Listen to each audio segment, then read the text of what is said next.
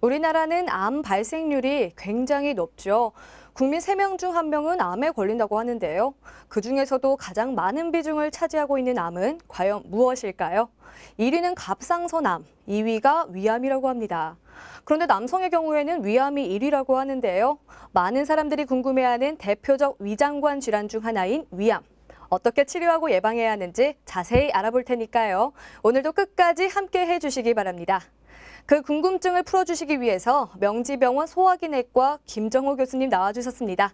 교수님 안녕하세요. 네, 안녕하세요. 네, 오늘은 이 주제가 위장관 질환 중 하나인 위암이라고 했는데 네. 이 위장관 질환이 무엇인가요? 먼저 위장관에 대해서 말씀드리면은 위장관은 우리 입에서 항문에 이르기까지의 길, 즉 식도, 위, 소장, 대장에 이르는 것을 통틀어서 위장관이라고 합니다. 여기에 생긴 질환을 위장관 질환이라고 하는데요. 위장관 질환은 그 생기는 부위와 또 종류에 따라서 굉장히 다양합니다. 네, 식도부터 대장까지라고 말씀해 주셨는데 굉장히 범위가 넓은데 네. 종류도 그만큼 다양할 것 같아요. 네. 위장관 질환은 크게는 양성 질환과 악성 질환으로 나눌 수 있습니다. 양성 질환은 우리 생명에 직접적인 지장은 없지만 네. 여러 가지 증상 또 불편함을 이룰 수 있는 질환으로 예를 들면은 역류성 식도염, 위염, 네. 그리고 장염 등을 들 수 있고요. 악성 질환은 우리의 생명에 직접적으로 영향을 미치는 질환, 예를 들면 네. 식도암, 위암, 대장암 같은 것을 들 수 있습니다. 이번 시간에는 가장 흔한 위장관 악성 질환인 위암에 대해서 살펴보기로 하겠습니다. 네, 오늘은 위암에 대해서 이야기 나눠보도록 하겠습니다. 자, 먼저 위암은 굉장히 흔한 암 질환 중에 하나잖아요. 네. 많은 분들이 알고 계시고 또 보셨을 것 같은데 네. 우리는 위에 생긴 암이 위암이라고만 알고 있으니까 네. 좀 위암이 어떤 건지 설명 좀 부탁드릴게요. 네. 위암은 사실 그 종류가 굉장히 다양합니다. 위암에는 위에 생긴 악성 종양으로 위선암, 위림프종, 위평활근육종, 위점막하 종양 등 굉장히 다양합니다. 하지만 그중에서 98%는 위선암으로 우리가 일반적으로 말하는 위암은 위선암을 의미합니다. 또 위암은 조기 위암과 진행성 위암으로 나눌 수 있는데요. 네. 조기 위암은 보통 위의 점막이라든지 점막하에 국한된 암이고 그에 관해서 진행성 위암은 더 깊게 침윤이라든지 전이를 보이는 암을 진행성 위암이라고 합니다. 네, 굉장히 위암에도 종류가 많은데 사진 준비되어 있다고 하는데 사진 보면서 이야기 나눠보도록 하겠습니다. 네, 사진 말씀드리겠습니다. 네. 왼쪽 사진을 보시면은 밑에 보시면 조기 위암 내시경 사진이라고 되어 있는데요. 네. 사진을 보시면은 지금 위에서 12년 넘어가는 부분에 보시면은 지금 노란색 화살표가 보이실 겁니다. 네. 보면은 위의 벽에서 뭔가 약간 올라와 있는 융기돼 있으면서 그 가운데 부분이 배꼽처럼 폭 파여 있으면서 약간의 출혈 소견을 보이고 있는데 지금 화살표를 한 부위가 바로 위암입니다. 그에 네. 반해서 오른쪽 사진을 보시면은 진행성 위암의 내시경 사진으로 왼쪽 사진과는 달리 위의 구조를 알아보기 힘들 정도로 굉장히 표면이 거칠면서 또 궤양도 보이고 또 출혈 소견을 하는 것을 볼 수 있습니다. 네. 그냥 사진만 봐도 초기와 진행성은 굉장히 차이가 많이 나는데 조기 발견이 중요한 이유 중에 하나가 바로 전이잖아요. 위암의 경우는 어떤가요? 네. 위암의 경우는 대부분 우리 음식물이 닿는 곳, 즉 위의 점막에서 시작해서 점막 하층, 근육층, 장막 하층, 장막층으로 이렇게 침윤하게 됩니다. 위암은 그 퍼지는 것에 따라서 점막이라든지 점막 하층으로 넓게 퍼지는 경우가 있는가 하면은 네. 아니면은 근육층이라든지 장막 하층으로 깊게 퍼지는 경우가 있습니다. 또한 위 주변에 있는 림프선이라든지 혈관을 따라서 다른 장기, 뼈, 간, 폐로 전이도 할 수 있습니다. 이거 얘기만 들어도 굉장히 무서운데 이 무서운 질환인 위암 왜 걸리는 건가요? 위암의 원인은 여러 가지가 있을 수 있습니다. 그중에 위암의 전구병소로 알려진 만성 위축성 위염, 그리고 장상피 화생, 그리고 위와 소장을 연결해주는 수술인 위소장 문합술 후, 네. 그리고 헬리코박터균, 식이 요인, 그리고 여러 가지 유전 및 환경 요인이 있을 수 있습니다. 네, 굉장히 이 어려운 이름의 원인이 굉장히 많은데 그중에서 만성 위축성 위염이 뭔지 굉장히 궁금한데 설명 좀 해주세요. 네. 위염의 종류도 여러 가지가 있는데요. 위염에는 미란 표면이 약간 까진 것 같은 그런 소견을 보이는 미란성 위염이 있을 수 있고 홍반성 위염, 출혈성 위염 등 여러 가지가 있습니다. 네. 만성 위축성 위염이라는 것은 일반적인 경우 만성적인 염증에 의해서 위벽을 이루는 점막이 얇아진 경우를 의미합니다. 이것은 만성 위염 중 가장 흔한 형태 중 하나이고 주로는 헬리코박터균 감염에 의해서 점막이 위축된 경우입니다. 만성 위축성 위염은 시간이 경과하고 연령이 더 많아질수록 그 위축 정도가 증가하게 되는데요. 우리나라 국민의 약 10% 정도가 만성 위축성 위염이 있다고는 하지만 이것 자체로 어떤 병은 아닙니다. 그렇지만 시간이 지날수록 이것이 암으로 발생할 수 있는 위암의 전구 병소이기 때문에 네. 이것은 주의를 꼭 하셔야 되는 주장입니다. 또 아까 말씀해주신 장상피 화생, 또 위소 장문 합술은 왜 위험한 건가요? 네. 장상피 화생에 대해서 잠깐 말씀을 드리면요. 장상피 화생인 것은 그 말 그대로 위의 점막세포가 장의 점막세포로 바뀌는 경우입니다. 이건 역시 만성적인 염증에 의해서 바뀌는 건데 이것 자체가 위암의 발생률을 높이는 위암의 전구병변입니다.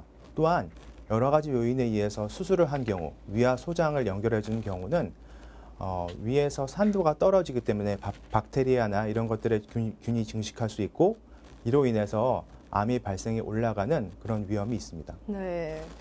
또 식이 요인도 있다고 하셨는데 잘못된 음식 섭취 때문이라고 하는 의미죠. 네, 맞습니다.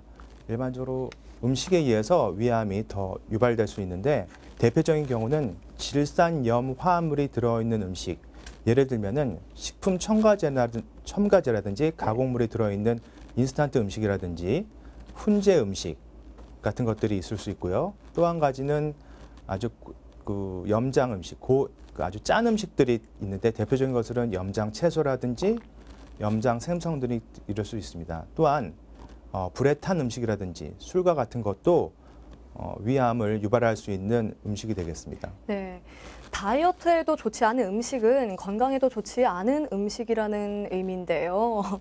네, 또 이제 매우 익숙한 이름이 하나 나왔는데 헬리코박터 파이로리균인데 저도 이게 굉장히 위험하다고는 들었어요. 네. 어느 정도인가요?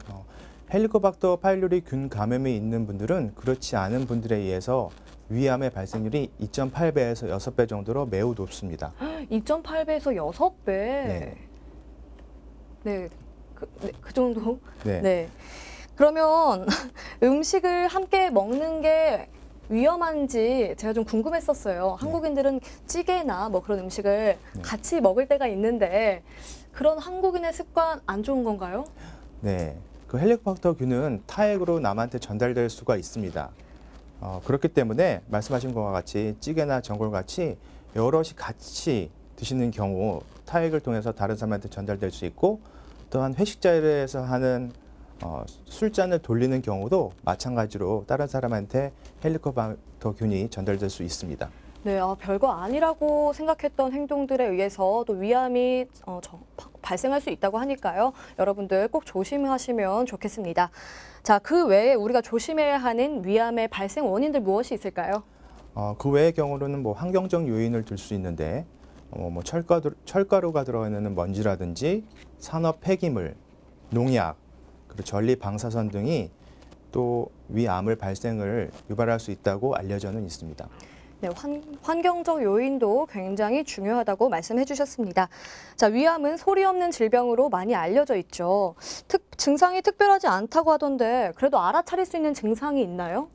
위암이 있으신 분들은 대부분의 말씀하시는 증상으로는 상복부의 불편감이라든지 상복부의 통증, 그리고 소화가 안 된다, 그리고 상복부의 팽만감, 식욕 부진 등을 많이들 말씀을 하십니다. 그렇지만 이런 증상들은 우리가 위염이라든지 위궤양이 있는 경우에서도 종종 호소를 하는 경우에 있는데요. 이런 증상이 있는 경우 대부분의 경우는 단순히 약을 드시거나 그냥 지내시면서 지내는 경우가 많은데 이럴 경우는 치료 시기를 놓치는 경우가 있기도 합니다. 조기 암이 있는 경우 치료를 받지 않은 위암은 점차 진행하게 돼서 결국에는 상복부에 딱딱한 것이 만져지다든지 토열, 혈변, 하열, 체중 감소 등을 일으키게 돼서 많이 진행되게 되면 나중에는 치료 결과가 좋지 않을 정도로 많이 진행되는 경우도 있습니다.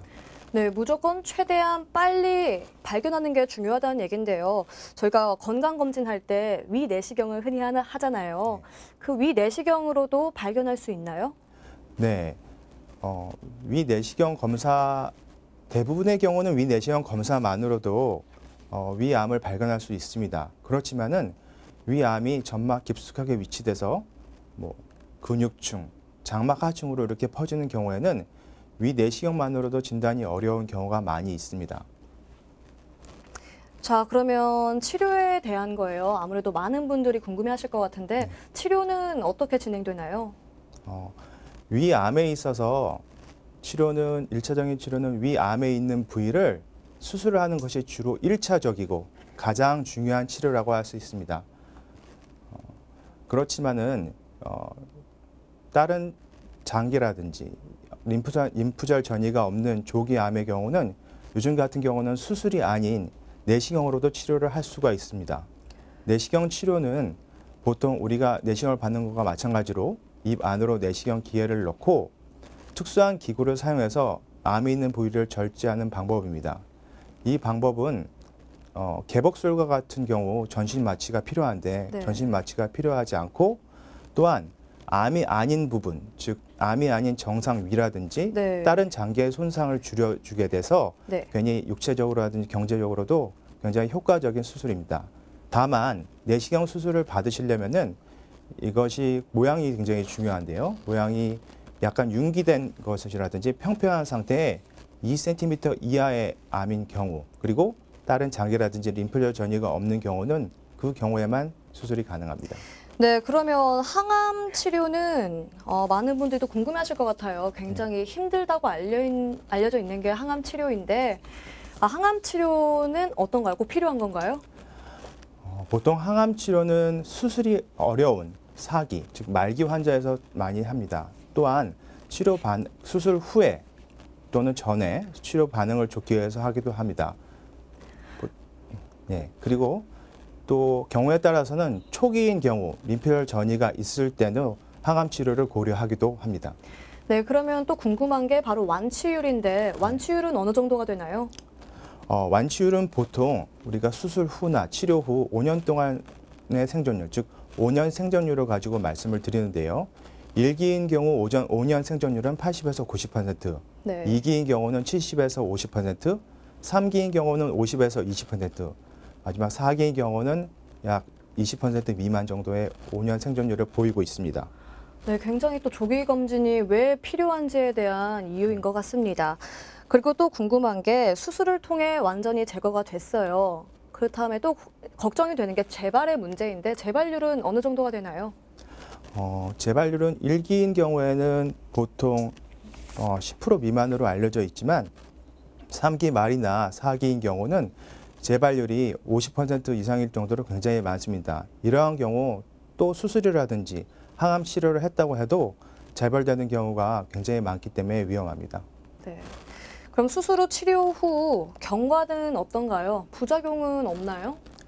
보통 위를 절제하신 경우 생길 수 있는 부작용으로 설사, 복통, 소화불량, 식은땀, 현기증 등이 일어날 수 있습니다. 그렇지만 이런 부작용은 위 절제에 생긴 부작용으로 우리가 소량씩 자주 드시는 경우 이런 증상을 해결할 수 있습니다. 그럼 또 위를 제거한 환자는 5년 후부터 비타민 B12를 투여해야 한다. 제가 그런 얘기를 들은 적이 있는데 비타민 B12는 평생 투약해야 되는 건가요? 예, 맞습니다. 위 수술한 분들 중에서 위를 모두 절제하신 분들은 비타민 B12를 흡수할 수 있는 인자가 위에서 나오지 않기 때문에 보통 5년이 지나게 되면 비타민 B12에 결핍이 됩니다. 그렇기 때문에 이런 경우에는 정기적으로 비타민 B12를 근육 주사로 해서 맞으셔야 비타민을 보충할 수 있습니다. 네, 알겠습니다. 또 무서운 게 합병증인데 어떤 합병증이 발생할 수 있죠? 보통 합병증은 그 다른 장기로의 전이, 특히 복막 전이 있는 경우에서 많이 발생할 수 있는데요. 네. 주로 가장 흔하게 발생할 수 있는 합병증으로는 암성 통증이 있을 수 있습니다. 네. 이것은 위암뿐만 아니라 다른 암이 있는 환자분들도 발생할 수 있는데 이럴 경우는 주로 진통제를 사용하는데 진통제를 잘 들지 않는 경우는 마약성 진통제와 같은 강력한 진통제를 사용하기도 합니다. 또 다른 합병증으로는 암이 복막으로 전이돼서 생기는 복수가 있습니다. 암성 복수라고 하는데요. 보통의 경우는 이뇨제로 조절하기도 하지만 조절이 안 되는 경우는 정기적으로 직접 배에 주사를 꽂고 네. 그래서 복수를 뽑아줘야 될 필요성도 있을 수 있습니다. 또 한 가지는 복막 전이로 인해 생길 수 있는 장폐색이 있을 수 있습니다. 장폐색인 경우는 보통 금식을 하거나 우리가 흔히 말하는 콧줄을 통해서, 즉 비위관을 통해서 네. 위장관에 감압을 시켜줌으로써 증상을 호전시킬 수 있습니다. 또 다른 합병증으로는 우리의 뼈라든지 뇌와 같은 신경에 전이가 돼서 생기는 합병증이 있을 수 있는데 네. 이럴 경우에는 방사선 치료로 그 증상을 호전시킬 수 있습니다. 네. 자, 지금까지 쭉 치료 방법에 대해서 알아봤는데요. 미리 예방을 할 수 있다면 더 좋겠죠. 어떻게 예방할 수 있을까요? 글쎄요. 지금까지 예방할 수 있는 방법으로는 우리가 할 수 있는 예방법으로는 식이요법, 아까 네. 말씀드렸던 식이요법이 그나마 예방할 수 있는 방법이라고 생각할 수 있습니다. 말씀드린 질산염 화합물이 들어가 있지 않은 음식을 드시거나 또한 너무 짠 음식을 드시지 않는 것, 불에 탄 음식을 드시지 않는 것, 또 술을 너무 많이 드시지 않는 것이 예방법이라 할 수 있고요. 좀 더 적극적 의미에서 예방법으로는 신선한 야채나 과일 그리고 비타민을 복용하는 것이 암을 예방하는 데 도움이 될 수 있습니다. 네. 또 위가 작으면 위암에 걸릴 위험이 더 많다. 이런 말도 하시던데 어떤가요? 위의 크기와 위암의 관계는 사실 지금까지는 알려진 바는 없습니다. 그렇기 때문에 위가 작다고 해서 위암이 발생할 가능성이 높다. 이거는 맞지 않습니다. 네.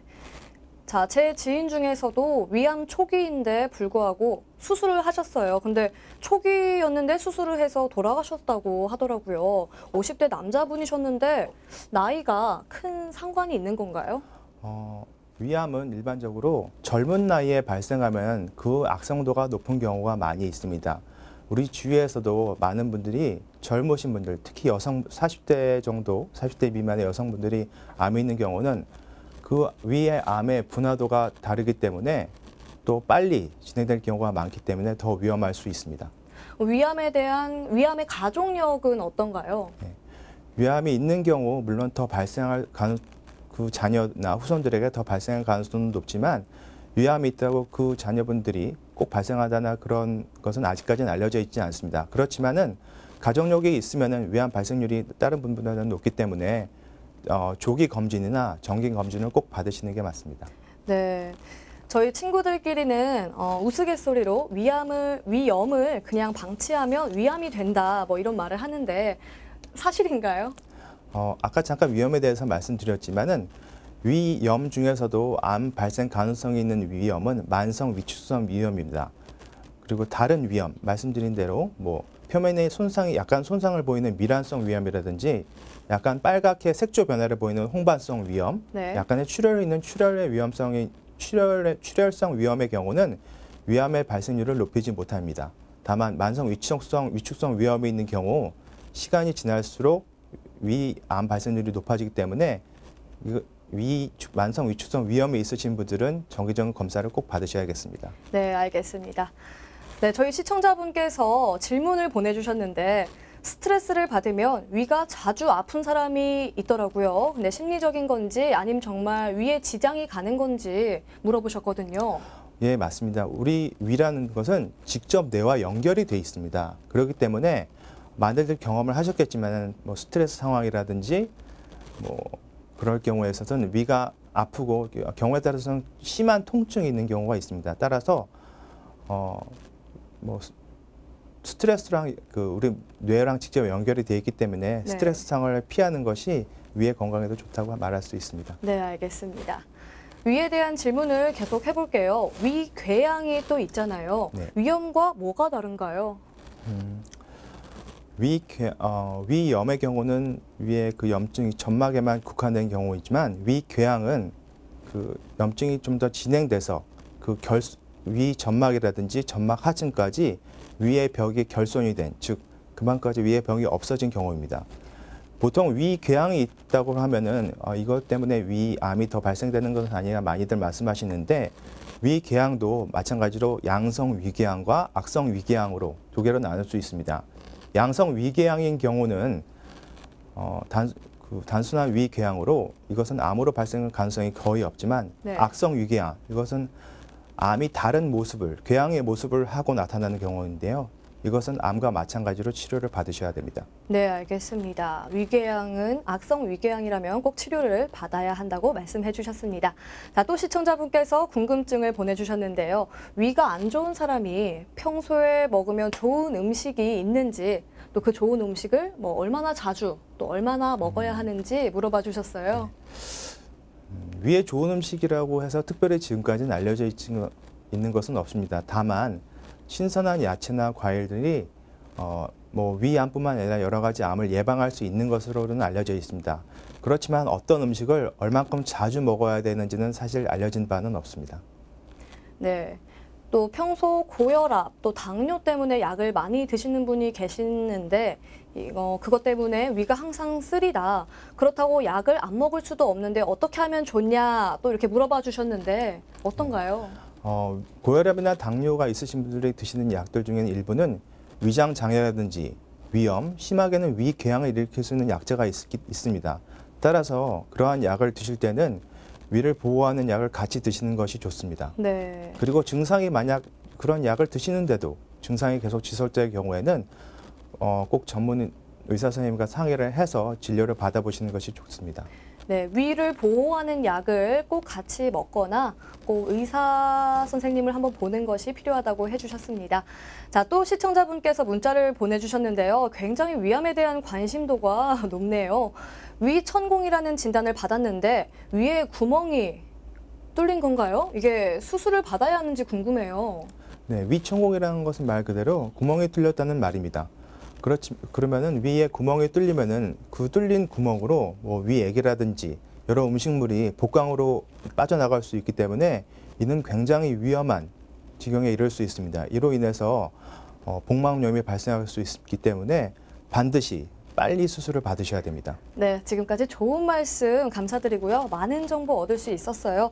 마지막으로 이 위장관 질환, 위암 걸릴까 봐 걱정되는 분들께 마지막으로 조언 한마디 부탁드릴게요. 네, 우리나라에서는 2002년부터 보건복지부 주도하에 집단 선별 검사를 시행하고 있습니다.